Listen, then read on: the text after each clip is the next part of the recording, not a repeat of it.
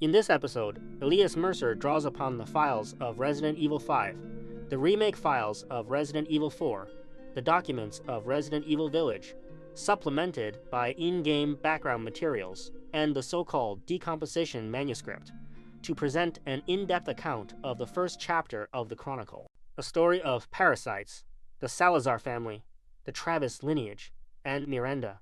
This video was produced after extensive research and repeated logical reconstruction. It is the result of careful and deliberate work, a labor-intensive effort. Your support is sincerely appreciated. Now, let us begin. From ancient times to the years before the 18th century, and enter the biological chronicle. Ancient times. The Nidpaya kingdom, known in records as Nidpaya, was a formidable empire. It ruled vast regions of West Africa. It was said that their king had lived for centuries. He was fearless, untouched by blade or bullet, revered by his people as the one closest to the sun god. But becoming king of Nidpaya was no simple matter. The throne was not inherited by bloodline. It was determined through selection. A chosen successor had to pass the trial of the sun god before ascending. This trial was known as the Stairway of the Sun ritual.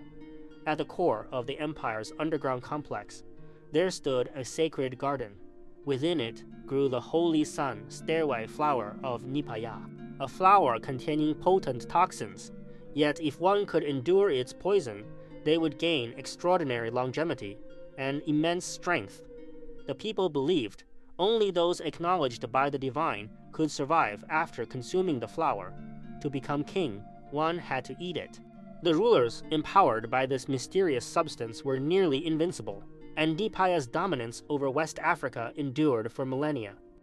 Centuries later, in the underground ruins of a village in Eastern Europe, there appeared a fungal organism capable of storing the genetic data of multiple life forms, as well as the memories and consciousness of the deceased. Over time, small clusters of this organism gathered, merged together, and formed a massive fetus-like structure, suspended upon the cavern wall.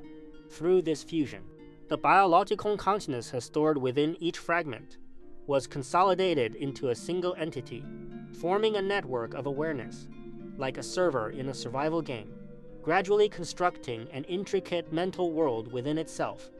Meanwhile, beneath the mountainous region of Valdelobos in Spain, an ancient parasite of unknown origin began its own evolution. Before the 18th century, the Sadler family founded the Illuminados. Within the sacred region of Valdelobos, Spain, their ambition was absolute, control of the world itself. At first, they sought only to dominate the prosperous local village.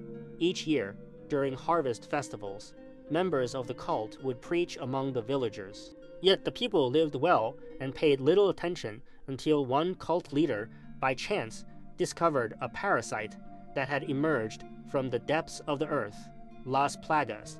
This discovery marked a turning point. He proclaimed himself a spiritual guide, promising purification of the blood, implanting the parasite into the villagers, and through a dominant plaga embedded within his staff. He controlled their minds. As madness spread among the population, the regional lord of Valdelobos, Gregorio Salazar, ordered a full investigation. The source of the affliction was identified: a spider-like parasite.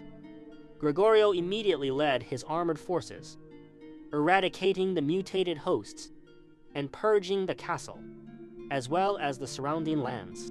In recognition of his valor, he was granted the title of Count and entrusted with the duty of sealing the threat.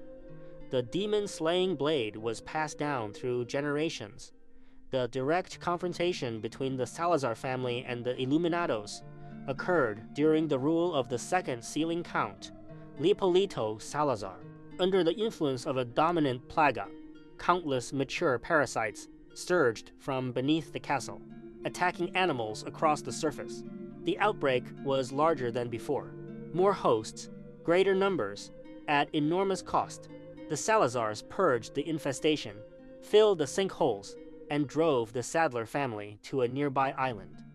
But Leopolito was gravely wounded and later succumbed to his injuries. After the sudden death of his predecessor, the third Count, Gregorio II, feared the return of the demons.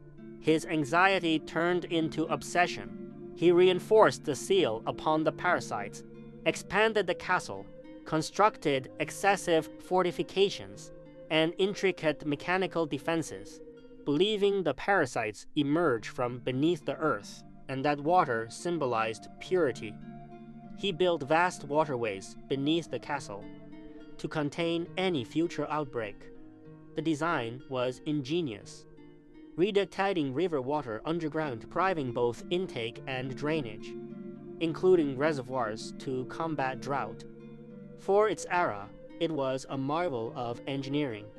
Yet, the cost was immense, nearly exhausting the family's accumulated wealth.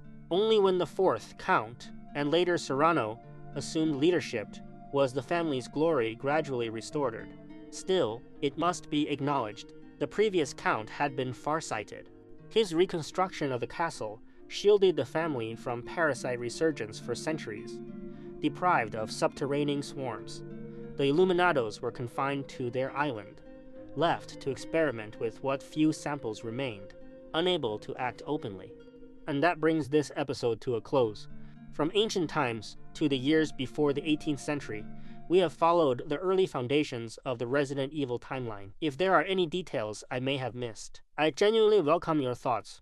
Your support means more than you know, and your discussions help keep this archive alive. Thank you for watching. I'll see you in the next chapter.